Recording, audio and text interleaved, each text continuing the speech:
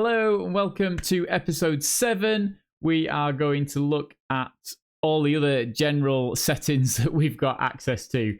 So going into the video, this is all about what you want your screen to look like. Come down, have a change, have a look, see what you want. The camera dirt effect is as the more you race in the dry, the more dirt appears on your window. So that's what that setting is. That's quite an interesting one to feel that immersive, but you can't. Oh, I don't know whether putting the windscreen wipers on clears the dirt off or not. That is a good question and one that I can't answer now. Yeah, so there's all the same contrast and everything else that's there. Audio. So I would turn down the onboard and the exterior engine because it means that your radio comms are going to be nice and loud. You can decide whether you want starting communications on. I think it's quite good. And spotter is very handy, although he's not very accurate all the time. He'll say that there's someone on the left or not on the left when there is or isn't. And then you've got the master volume that you can change as well. There you go. It's just sound stuff. So we've gone through the controls. We don't need to see the credit. General gameplay. So this is where I would say change the replay mode to new. It's going to save the full replay then. You can save up to 21 and it has a limit on size. So if you go into your gallery, you'll have old replays here. You'll have highlights that you've saved there. And then you'll have offline replays here, even if it's an online race.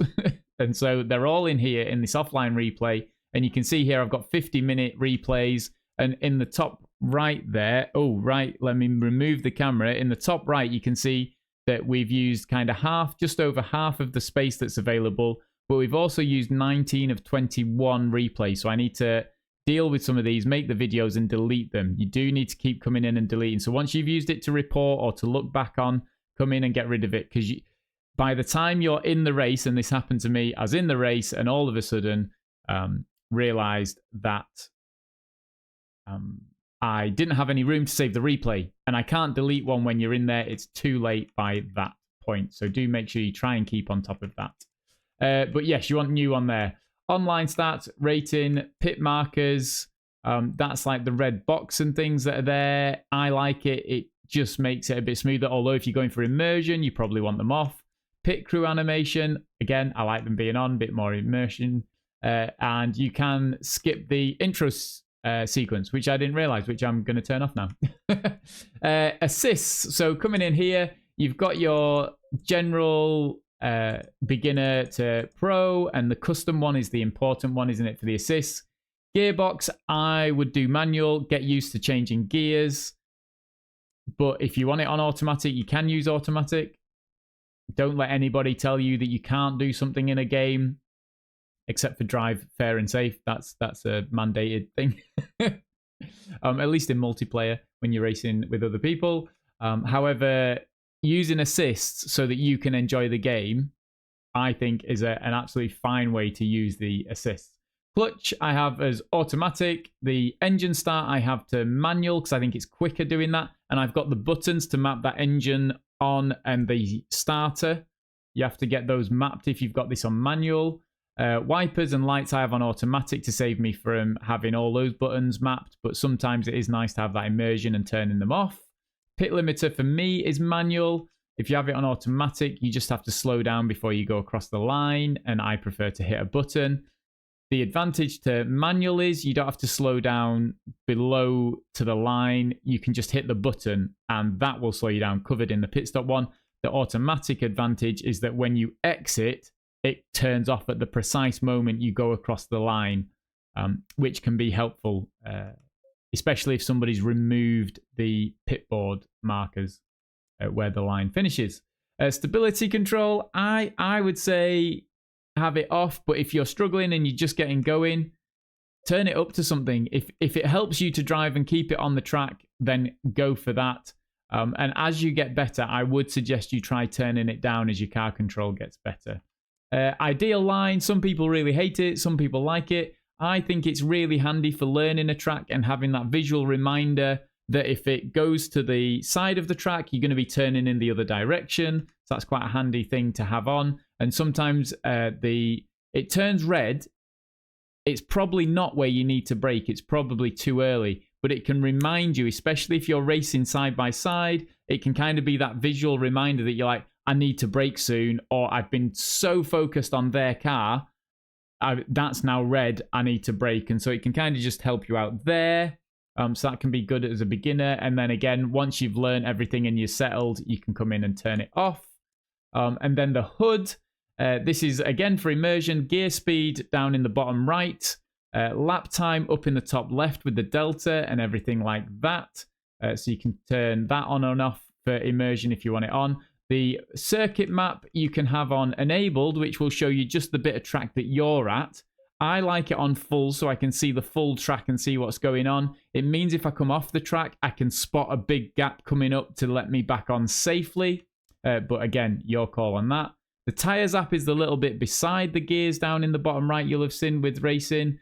Where it tells you the tyre pressures and things. That's quite handy. But if you're inside the cars, they normally have a screen that tells you those numbers. So you can turn it off for immersion if you want that. The session info up in the top middle, I'd say have it on. Tells you how long's left in the race. Handy for you just to be able to go, oh yeah, there's 5 minutes left. Very handy if you're trying to work out fuel and things during the race. The rating practice info, which is up in the top right, you can't turn this off. I don't understand why not. But having it on something like consistency or car control can be quite handy just in terms of you knowing that you're getting better and getting more consistent. But I just leave it on auto and it leaves it out the way.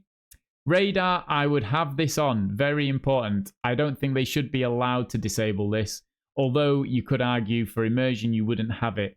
However, we're in a game and you can't hear the cars to your left and right like normal if you're inside the car. So I would have that on.